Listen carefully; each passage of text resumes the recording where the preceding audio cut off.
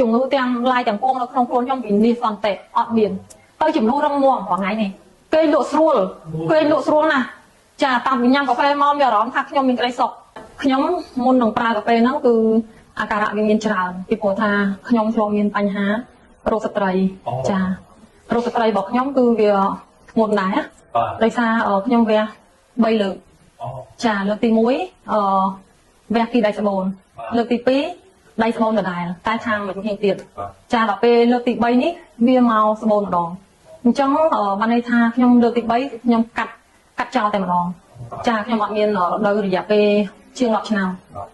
វាពិបាកធ្វើតុកនិយាយចំបន្ទាប់ពីវះកាន់ហើយមកខ្ញុំខ្សោយខ្លាំងបាត់បង់ក្របឈាមស្លេកស្លាំងហើយធ្វើឲ្យដូចថាបញ្ហាជាច្រើនចូលនៅក្នុងខ្លួនជាពិសេសគឺយើងខ្វះគ្រាប់ឈាមតែម្ដងស្លេកស្លាំងកោសខ្យល់ញឹកញយហើយអាសាវិលមុខមានរោគច្រើនដូចជាចូលរោគបេះដូងកាពះពោះវៀនហើយយូរទៅវាបញ្ហាទៅជាឬដូកបាតផងចាហើយជំងឺផ្សេងច្រើនទៀតខ្ញុំកាហាយតាំងបាត់ជើងខ្ញុំហើយនឹងដៃនេះវាមានអារម្មណ៍ថាស្ពឹកតាមនេះចុកហមចាជើងក៏ចឹងដែរពីជង្គង់ទៅហើយក៏មានការឈឺចុកចាប់ជង្គង់នឹងដែរដោយសារយូរទៅខ្ញុំដូចជាបាត់បង់គេហៅថាយើងអត់មានរដូវដូចគេអញ្ចឹងវារៀងស្ពួតចឹងណាដោយសារគ្រូពេទ្យបានប្រាប់ដែរគាត់ថាបន្ទាប់ពីខ្ញុំវះកាត់លើកទី3ហ្នឹងដែលរដូវយើងអត់មានដូចគេហ្នឹងគឺប្រឈមមុខនឹងក្នុងការពុកឆ្អឹងហើយនឹងមានបញ្ហាចាស់ជាងវ័យដល់ពេលពេទ្យគេផ្ដាំមកអញ្ចឹងខ្ញុំមានអារម្មណ៍ថាបើសិនជាចាស់ជាងវ័យតើខ្ញុំអាក្រក់ប៉ុណ្ណាជំងឺច្រើនពេកពេលខ្លះបាក់ទឹកចិត្តហើយធ្វើឲ្យយើងមានអារម្មណ៍ថាទុនជ្រាយណាចាទុនជ្រាយរហូតដល់រោគចូលកាន់តែច្រើនខ្ញុំទៅពេទ្យក្នុងមួយសប្តាហ៍អាច2ទៅ3ដងចាគាត់ទៅអេកូបេះដូងគេចាប់បេះដូងនឹងផងគេទៅគេវាយថ្នាំឲ្យញ៉ាំដោយសារយើងគេងមិនលក់ចាមានបញ្ហាច្រើននិយាយទៅច្រើនណាមួយថ្ងៃអូយច្រើនណាស់មួយថ្ងៃប្រហែលចូលមួយដង3-4គ្រាប់ហើយ3ពេលវាច្រើនគ្រាប់យូរទៅជាកាពះពោះវៀនយើងធ្វើទុកវាមានបញ្ហាតាំងពីប្រព័ន្ធអាហារទៀតយូរទៅវាទៅជាឬដូងបាតទៀតដោយសារយើងអញ្ចឹងពិបាកអត់ជើងក្រោយដំបូងខ្ញុំអត់ជឿទេពីព្រោះថាខ្ញុំអត់ចេះញ៉ាំកាហ្វេដល់ពេលខ្ញុំអត់ចេះញ៉ាំកាហ្វេគេមកណែនាំថាកាហ្វេជួយអីបានអញ្ចឹងហើយជាពីរោគនេះរោគនោះខ្ញុំអត់ជឿព្រោះខ្ញុំនឹកឃើញថាវាមិនដែលគ្រាន់តែកាហ្វេណាទៅព្យាបាលមនុស្សឲ្យជាសះស្បើយពីជំងឺផ្សេងទេអញ្ចឹងខ្ញុំអត់ជឿក្នុងចិត្តប៉ុន្តែដល់ពេលគាត់ចិត្តតែប្រាប់ថាបើសាកល្បងសិនទៅពីព្រោះថាវាក្នុងនឹងអត់មានអ៊ីនកាហ្វេទេហើយខ្ញុំក៏អត់ទុកចិត្តដែរព្រោះខ្ញុំមានបេះដូងអញ្ចឹងខ្ញុំខ្លាចថាញ៉ាំទៅវាធ្វើឲ្យខ្ញុំញ័រព្រោះតែកាលណាខ្ញុំដាក់កាហ្វេខ្ញុំញ៉ាំកាហ្វេខាងក្រៅក៏ដោយខ្ញុំញ័រតែតិចទៅបេះដូងខ្ញុំដល់អត់ស្រួលព្រោះ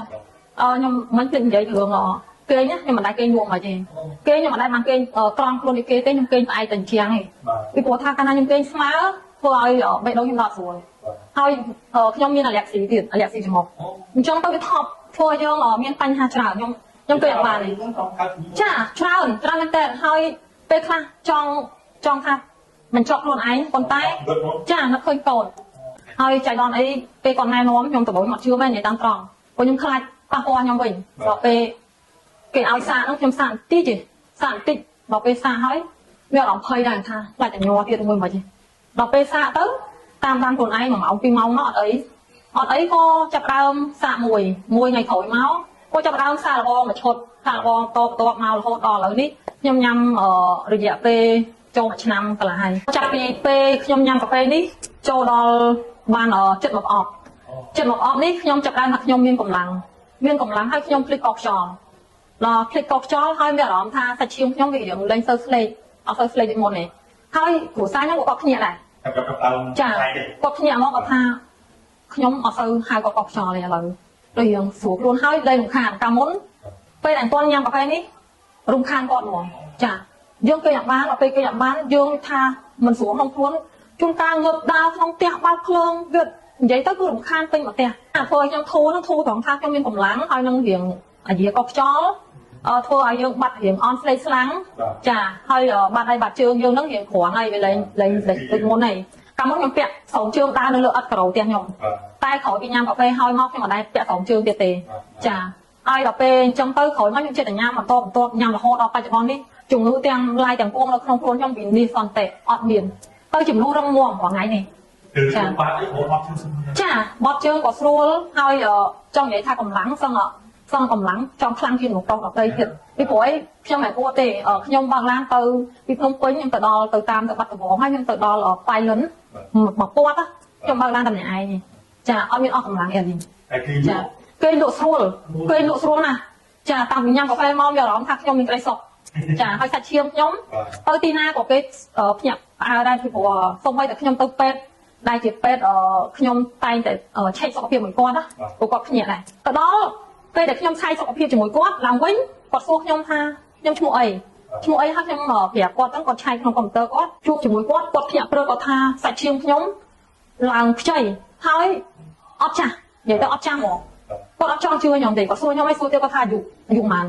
ខ្ញុំប្រាប់គាត់តាមហ្នឹងគាត់យកមកគុំគូមកគាត់ថានឹងមែនតាហេតុអីបានខ្ញុំអត់ចាស់ខ្ញុំក៏ប្រាប់គាត់ខ្ញុំថាឥឡូវខ្ញុំញ៉ាំ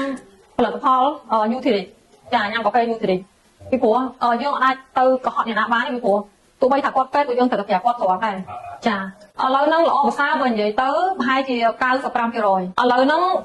សម្រាប់ថាបាត់ជើងខ្ញុំលែងកាហាយចាឆ្ពង់ខ្ញុំលែងឈឺហើយខ្ញុំក្តាប់ដៃនេះលែងតឹងហើយបេះដូងខ្ញុំដើរស្រួលធម្មតាដោយសារពីមុនខ្ញុំភ្លេចប្រាប់ខ្ញុំមានខ្លាញ់ដែរខ្លាញ់រុំបេះដូងណាចាបេះដូងខ្ញុំថតមើលទៅអត់មានអីទេឥឡូវគឺស្រួលហើយខ្ញុំគេងមកស្រួលអាឡែកស៊ីខ្ញុំក៏លែងដូចមុនពីមុនសំបីតែមុនញ៉ាំកាហ្វេសំបីតែអាកាសធាតុខាងក្រៅមិនស្រួលពួកខ្ញុំពិបាកនៅក្នុងការទ្រាំតែតឹងច្រមុះហើយថប់ដង្ហើមយកហ្មងឥឡូវនេះខ្ញុំបាត់អស់លេងហើយតាមផ្ញើថាឲ្យធ្វើយ៉ាងណាបងប្អូនដែលមិនទាន់បានសាកល្បងណាចាសូមឲ្យគាត់មានជំនឿចាទោះបីថាយើងមិនទាន់បានឮមិនទាន់បានស្គាល់មិនទាន់បានដឹងប៉ុន្តែបើយើងមិនសាកយើងនៅតែមិនដឹងដដែលអញ្ចឹងនេះជាការចែករំលែកបងប្អូនដែលមិនទាន់បានសាកសូមឲ្យសាកដូចខ្ញុំដែរពីព្រោះថាបើកាលណាសាកហើយត្រូវមកឈុតអីដឹងហើយ